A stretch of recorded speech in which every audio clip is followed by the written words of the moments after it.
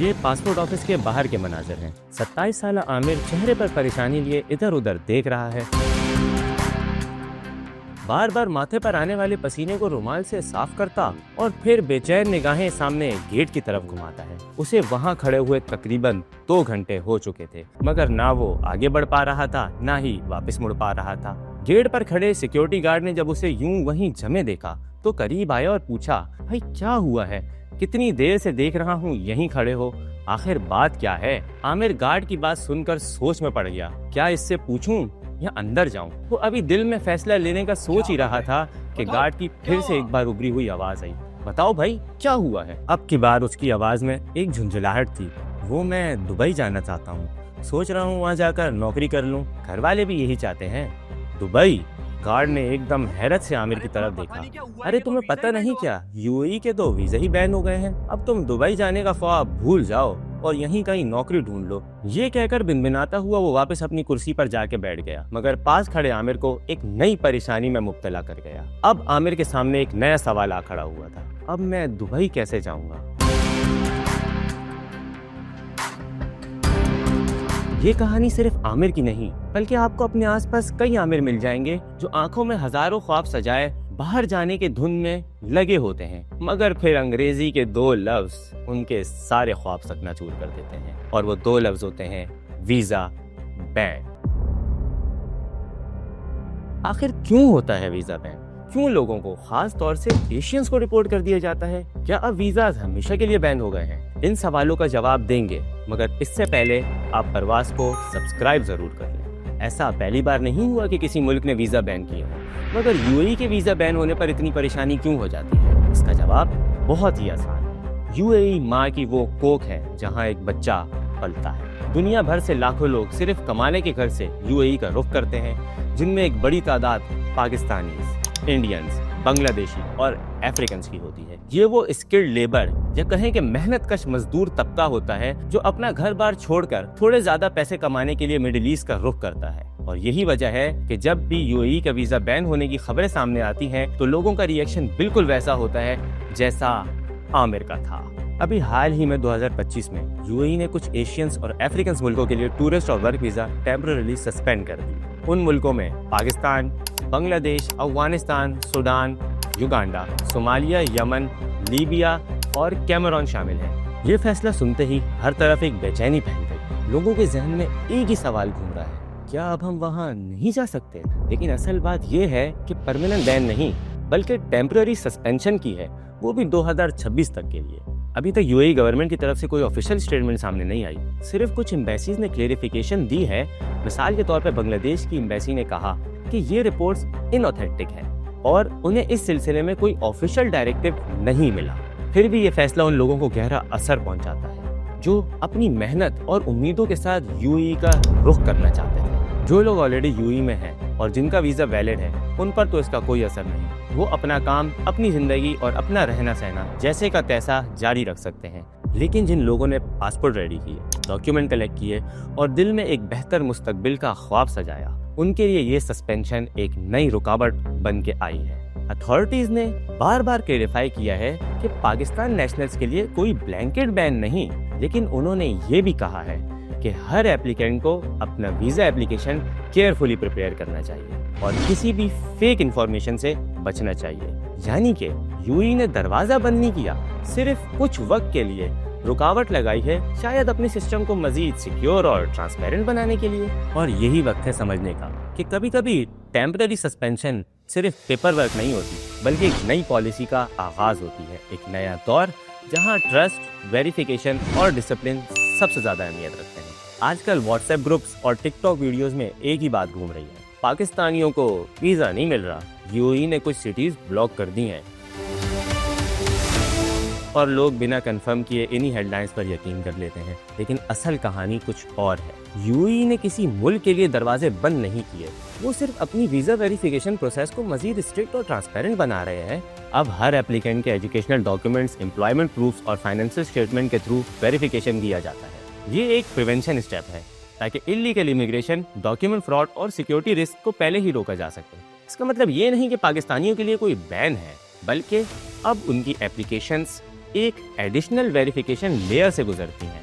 अगर आपके documents complete, genuine और क्लियर हैं तो वीज़ा अप्रूवल बिल्कुल स्मूथ है। लेकिन अगर थोड़ा सा भी डेटा मिसमैच या इनकंसिस्टेंसी हुई तो प्रोसेस डिले या रिजेक्शन तक पहुंच सकता है। ये पॉलिसी सिर्फ पाकिस्तान के लिए नहीं बल्कि हर कंट्री के एप्लीकेंट्स पर अप्लाई होती है। यूएई अब अपने इमिग्रेशन कंप्लायंस सिस्टम को ग्लोबली स्ट्रॉन्ग बना रहा है। पाकिस्तानी एप्लीकेंट्स के लिए सबसे ज़्यादा ज़रूरी है कि वो अपने financial records, bank statement, salary slips और एजुकेशनल सर्टिफिकेट्स को एकदम वेरीफाई करके सबमिट करें, क्योंकि यूएई अथॉरिटीज़ का मकसद क्लियर है, सिर्फ उन्हीं लोगों को अलाउ करना है जो प्रोफेशनल, रिलायबल और ऑथेंटिक हैं। इस तरह वो अपने वर्कफोर्स और टूरिज्म इकोसिस्टम को सिक्योर रखना चाहते हैं। दोनों मुल्कों पाकिस्तान और यूएई के ऑफिशियल्स के दरमियान भी कंटिन्यूअस कम्युनिकेशन चल रहा है।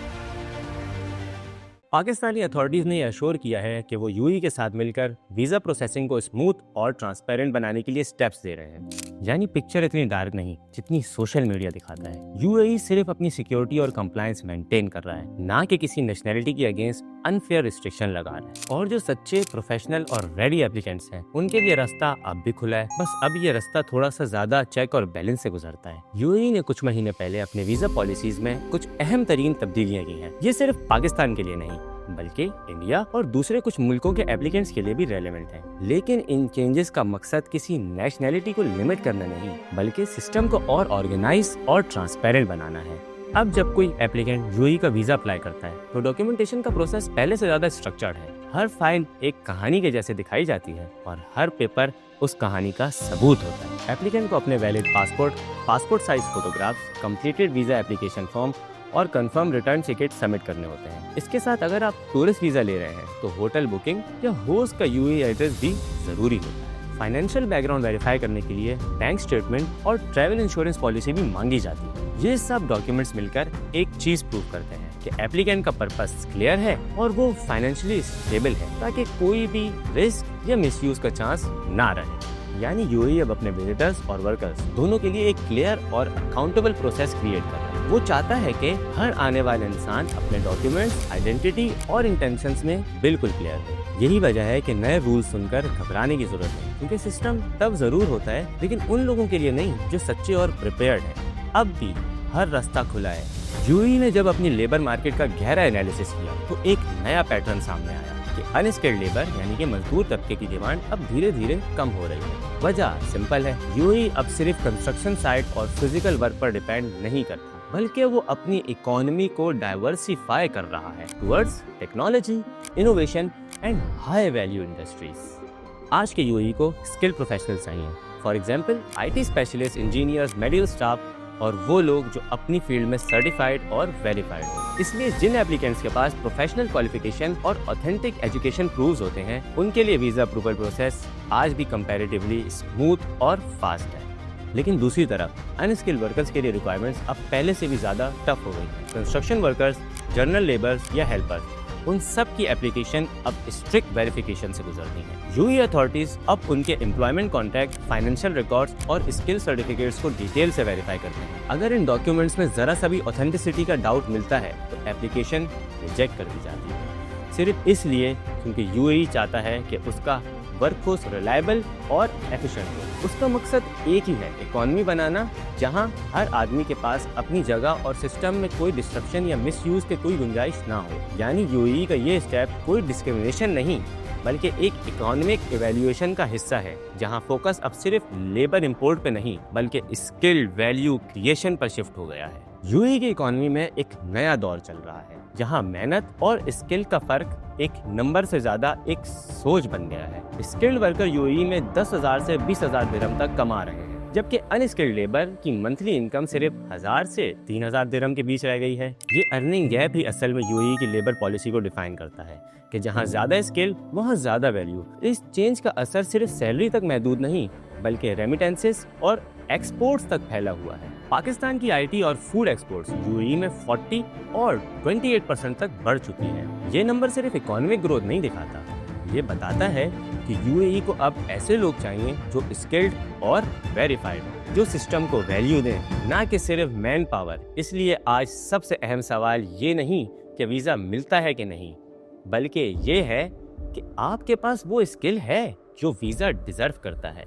यूएई में आज स्किल्ड और वेरीफाइड एप्लीकेंट्स को प्रायोरिटी मिलती है। ये पॉलिसी सिर्फ एम्प्लॉयमेंट एफिशिएंसी के लिए नहीं बनाई गई, बल्कि यूएई की इकोनॉमी और रेमिटेंस फ्लो को ऑप्टिमाइज और सिक्योर करने के लिए डिजाइन की गई है। लेकिन सिर्फ डिग्री और एक्सपीरियंस से बात पूरी नहीं होती। यूएई में soft skill communication, adaptability, team work और कल्चरल फिट उतनी ही अहमियत रखती है जितनी के टेक्निकल नॉलेज। यूएई के एम्प्लॉयर्स अब हर एम्प्लॉय में सिर्फ स्किल नहीं बल्कि कैरेक्टर और कंपैटिबिलिटी भी ढूंढते हैं, ताकि काम चले भी और वर्क प्लेस में हार्मनी भी बनी रहे। यानी आज का यूएई एक नई मिसाल खड़ी कर रहा है, जहां काम सिर्फ मिलता नहीं, कमाया जाता है। और जो अपनी स्किल्स और एटीट्यूड दोनों पे काम करते हैं, उनके लिए यूएई के दरवाजे अब भी खुले हैं। सिर्फ कंडीशन ये है कि वो सच में तैयार हो। एप्लीकेंट्स जो अपने रेज्यूमे, बैंक स्टेटमेंट और रेफरेंस प्रॉपर्ली प्रिपेयर करते हैं, उनके चांसेस नेचुरली इंप्रूव हो जाते हैं। ये प्रिपरेशन सिर्फ डॉक्यूमेंट्स के लिए नहीं होती, बल्कि एक ट्रस्ट बिल्डिंग प्रोसेस होती है, जहां यूएई अथॉरिटीज और एम्प्लॉयर्स दोनों देखते हैं यूएई अब भी हमारा दूसरा घर है। लेकिन घर में रहने के कुछ उसूल होते हैं। ये सिर्फ एक मुल्क नहीं, बल्कि लाखों पाकिस्तानियों के लिए वो जमीन है जहां उन्होंने अपनी मेहनत से पहचान बनाई। हर साल हजारों लोग वहां काम, एजुकेशन और बेहतर मुस्तकबिल के लिए रुख करते हैं। लेकिन रिसेंट पॉलिसीज और स्ट्रिक्ट वेरिफिकेशन सिस्टम ने एक क्लियर मैसेज दे दिया है। यूएई सिर्फ प्रोफेशनल और ट्रस्टवर्थी लोगों को चाहता है, ना कि टूरिस्ट और अनडॉक्यूमेंटेड एप्लीकेंट्स। ये सिस्टम किसी को टारगेट नहीं करता, बल्कि उन लोगों को डिस्करेज करता है जो फेक डॉक्यूमेंट्स, ओवरस्टेइंग या सोशल मीडिया मिसयूज में इन्वॉल्व होते हो। ये सिचुएशन किसी बैन का सिग्नल नहीं, बल्कि एक वेकअप कॉल है। अगर हम अपनी सोच, अपनी अप्रोच प्रोफेशनल और एथिकल बना लें, तो कोई दरवाजा, कोई सिस्टम हमारी परवाज नहीं रोक सकता। हर कहानी आपकी परवाज है, परवाज उड़ने दो। सफर नया, ख्वाब है रोशन, दिल का जुनून है, रास्ता गुलशन।